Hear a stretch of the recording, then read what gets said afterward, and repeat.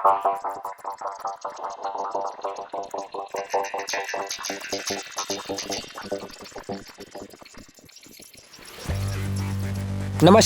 मैं कुमार और आप देख रहे हैं स्टार मिथिला। 23 दिसंबर को जीएम अंशुल गुप्ता का फॉरबिसगंज जंक्शन पर आगमन है। इस दिन को लेकर के संपूर्ण मिथिलावासी शायद विगत 1 महीनों से इंतज़ार कर रहे थे। जो फॉरबिसगंज जब जीएम अंशुल गुप्ता का आगमन होगा तो कुछ नया खुशखबरी जरूर मिलेगा।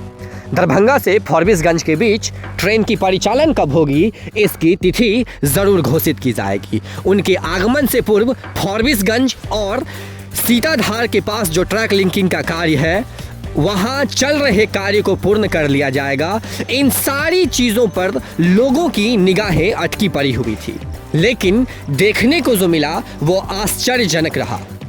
सीताधार नदी के पास का जो ट्रैक लिंकिंग वर्क है वो बंद पड़ा हुआ है अभी तक, यानी कि आज 22 दिसंबर है, आज तक उस ट्रैक लिंकिंग वर्क को पूरा नहीं किया गया है। यानी अभी भी सीताधार नदी के पास ट्रैक लिंकिंग का कार्य अपूर्ण है। फिर आपका आना शायद इस क्षेत्र के लोगों को शोभा नहीं देगा और मुझे भी खास करके शोभा नहीं दे रहा है। आप आए न आए कोई फर्क पड़ने वाला नहीं था। जीएम अंशुल गुप्ता का आगमन कल 23 दिसंबर को फॉरबिसगंज जंक्शन पर है। काफी उम्मीदें थी आपसे, लेकिन ट्रैक अभी अपूर्ण है। फिर आपका आगमन फॉरबिसगंज जंक्शन पर शायद संपूर्ण मिथिला के लिए वैसा ही रहा जैसे 22 नवंबर को आए थे अधिकारीगण और खाना खाकर के वापस लौट गए थे। जानकर के आप सभी को ताज्जुब होगा, जो जीएम अंशुल गुप्ता कल एक पुराने भवन को मरम्मत कर नया स्वरूप दिया गया है, उस भवन का उद्घाटन करने के लिए आ रहे हैं। करोड़ों रुपए खर्च की जा रही है कल सिर्फ उनके आगमन को लेकर के।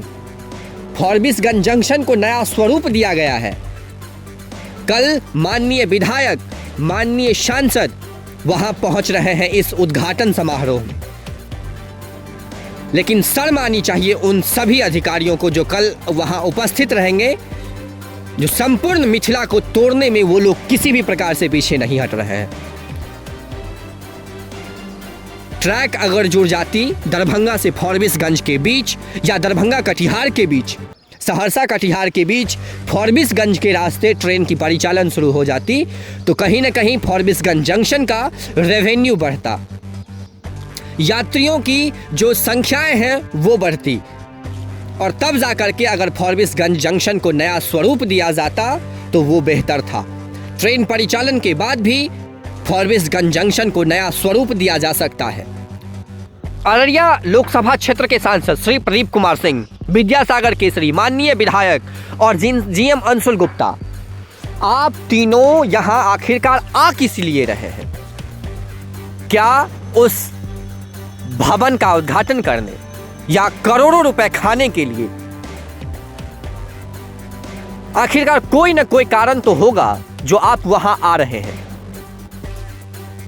लेकिन क्या वो कारण यही है जो आपने एक भवन, पुरानी भवन का मरम्मती कर नया स्वरूप दिया है और अब आप उस घर का उद्घाटन करने के लिए फॉरबिसगंज जंक्शन पहुंच रहे हैं? लेकिन माननीय, अगर ये सारा कार्य दरभंगा से कटिहार के बीच फॉरबिसगंज जंक्शन के रास्ते ट्रेन की परिचालन शुरू हो जाती तब होता तो ज़्यादा बेहतर होता। हम आप सभी दर्शकों से बताना चाहेंगे, जो दुख की खबर ये है, जो अभी भी फॉरबिसगंज जंक्शन के पास सीताधार नदी का कार्य अपूर्ण पड़ा हुआ है।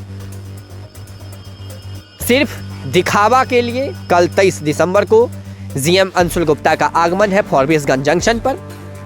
जो आएंगे उसी प्रकार से उनके खाने पीने का प्रबंध जरूर किया गया होगा, खाएंगे। साथ में विधायक भी हैं इस बार, सांसद भी हैं इस बार, कोई सवाल पूछ सकता नहीं है, क्योंकि चोर चोर मौसेरा भाई, लगातार हम हर एक वीडियो में अधिकतर इस शब्द का यूज करते हैं। तो सारे चोर जो हैं एक जगह इकट्ठा हो रहे हैं और किस प्रकार से घोटालेबाजी करनी है इसकी तैयारियां कर कर वो लोग वापस लौट जाएंगे। देखिए, एक इनॉग्रेशन का हम आपको तस्वीर शेयर कर रहे हैं, स्क्रीन पर पढ़िएगा। Soft upgradation of Forbesganj station by Shri Pradeep Kumar Singh, honourable MP Lok Sabha Araria. Shri Vidyasagar Kesari, honourable MLA, और Shri Anshul Gupta, general manager NF railway. कितना अच्छा से ये तैयार किया गया है, लेकिन इसमें खूबसूरती तब बढ़ जाती जब दरभंगा और फॉरबिसगंज के बीच ट्रेन की परिचालन शुरू हो जाती। जुड़े रहे स्टार मिथिला से, हम बहुत जल्द अगले वीडियो के साथ हाजिर होंगे जो अपने क्षेत्र मिथिला से होगा। ये खबर आप हमारे मित्र चंदन जी की मदद से फॉरबिसगंज से देख रहे थे। धन्यवाद।